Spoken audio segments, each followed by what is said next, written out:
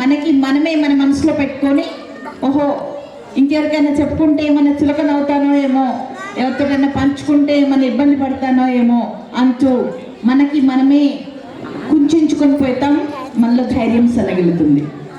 అలాంటి చక్కటి విషయాన్ని షేర్ చేసిన మేడంతో ఒక్కరోజు సెమినార్ పెట్టించుకోవాలి. మనం ఒక రోజంతా మాట్లాడితే కానీ మనందరి జీవితాలు బాగుపడతాయి. That is the real women's day. I feel happy women's day all. Thank you, ma'am. So I first say thanks to this pumpkin school. Pumpkin అంటే ఏంటప్పా తెలుగులో ఏంటి? గుమ్మడికాయ. మనం ఇల్లు స్టోర్ చేయగానే ఏం చేస్తాం? గుమ్మడికాయని పగలగొట్టి ఏం చేస్తాం? పక్కన పడేస్తాం, దిష్టి తీస్తాం. కానీ తింటాం ఎప్పుడన్నా? తినం.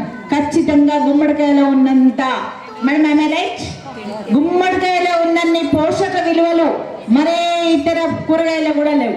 తప్పనిసరిగా గుమ్మడికాయని మనం తినాలి, జ్యూస్ తాగాలి, మన పిల్లలకు తినిపించాలి, పంప్కిన్ స్కూల్లో పిల్లల్ని చదివించాలి. ఎందుకు అంటే వాళ్ళు చాలా చక్కటి పేరు పెట్టుకున్నారు, పంప్కిన్ అని. ఎన్నో పేర్లు చూస్తూ ఉంటాం మనం. Respected dignitaries on the dash and of the dash. ఎదురు వరుసలో కూర్చున్న వాళ్ళంతా నా ఫ్రెండ్స్. మేమంతా కలిసి కాలేజీ రోజుల్లో చదువుకున్న వాళ్ళం. నేను గౌరవించే రేణుకా మేడం చాలా మంది ఉన్నారు ఎదురుగా, నీర్జా మేడం, వీళ్ళంతా మేమంతా ఫ్రెండ్స్.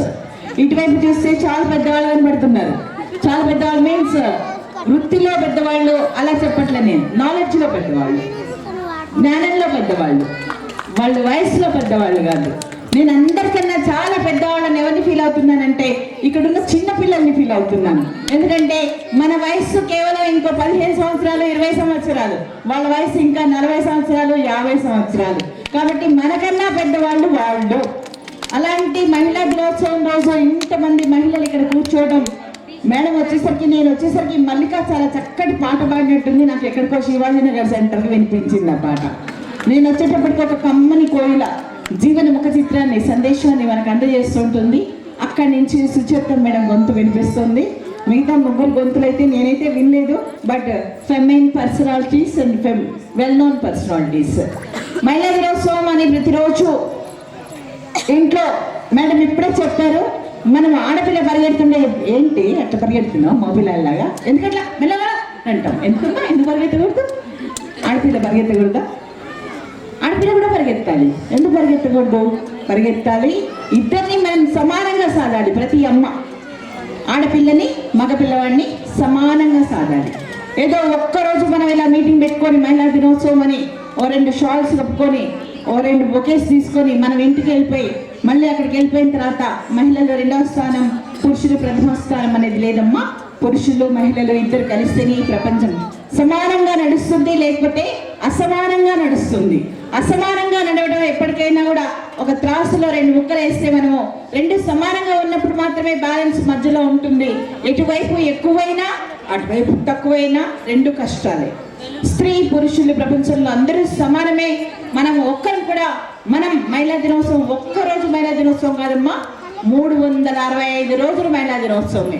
ఒక్కరోజు మీరు తలకాయన పిలేసి పడుకోండి, వెంటనే మీ భర్త వస్తాడు, కాసేపు అటు ఇటు తిరుగుతాడు. గోలేసుకుందామా? అయ్యో అప్పుడే ఒకటే ఏడుస్తున్నాడు, లేచి అన్నం వండి పడుకోరాదు. సరే నీకు చేత కాకపోతే నేను బియ్యం కడిగిస్తా, కుక్కర్లో పెడతావా? పోనీ నువ్వు కుక్కర్లో పెట్టిన తర్వాత నేను బంద్ చేస్తా, పెడతావా? మనం అదంతా చూడలేక వెంటనే లేచి ఆ బియ్యం కడిగి పొయ్యి మీద పెట్టేసి అన్నం వండి ఆ భర్తకి కొంచెం పెట్టి మనం తినకుండా పడుకుంటాం. ఇది మన ప్రతిరోజు చేసే దినచర్య. ప్రతి మహిళ ప్రతి తన జీవన పేజీలో ఇలాంటి పేజీలు చాలా ఉంటాయి. ఎన్నోసార్లు ఎన్నో మాటలు, నాట్ ఓన్లీ కుటుంబంలో ఒక భర్తనే మాటలంటాడని నేను చెప్పను, పక్కన ఉన్న మన మహిళలు కూడా మాట్లాడతారు. పరిగెడితే ఎందుకు పరిగెత్తింది అంటారు, పరిగెత్తకపోతే ఎందుకు పరిగెత్తలేదు అంటారు, కూర్చుంటే కూర్చుంది అంటారు, పడుకుంటే పడుకుంది అంటారు. అలాంటి వాటికి మనం ఎప్పుడు తడవద్దు. అనేవాళ్ళు అంటూనే ఉంటారు, చేసేవాళ్ళు చేస్తూనే ఉండాలి. మనం చదువుని నమ్ముకోవాలి, మన పిల్లల్ని చదివించాలి, శ్రమను నమ్ముకోవాలి. రోడ్డు మీద జొన్న రొట్టెలు చేసే మహిళను గౌరవించగలగాలి. పాకీపనిలో స్కావెంజర్ చేసే మహిళను గౌరవించగలగాలి, రాష్ట్రపతి ద్రౌపది ముర్మును గౌరవించగలగాలి. అందరినీ ఒకే రకంగా గౌరవించగలగాలి.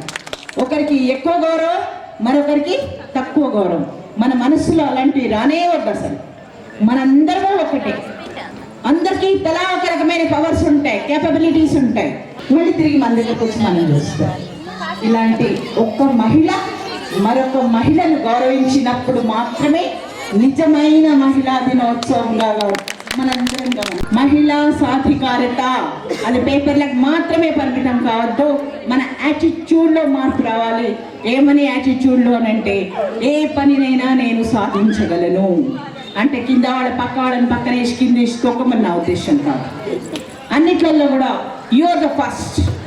ఒక ఆటో నడిపిన చక్కటి ఆటో డ్రైవర్, ఒక ట్రైన్, మెట్రో ట్రైన్ హైదరాబాద్లో ఎవరు నడుపుతారమ్మా? లేడీస్ నడుపుతున్నారు. ఒక ఏ జాబ్ చేసినా ద బెస్ట్ ఎంప్లాయీ ఎవరు అని అంటే ఉమెన్ అనే పేరు రావాలి.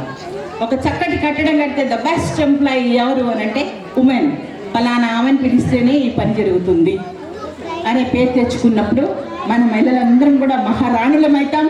అలాంటి జీవన ముఖ చిత్రాలన్నీ మారిపోతాయి. మన జీవన వేదాలన్నీ బ్రతుకు వేదాలు అవుతాయి. నా మహిళల బ్రతుకు వేదాలన్నీ కూడా జీవన వేదాలు కావాలని అందమైన సరిగమలతో, అందమైన పదవసలతో ప్రతి ఒక్కరు కూడా సంతోషంగా ఉండాలని కోరుకుంటూ థ్యాంక్ యూ సో మచ్.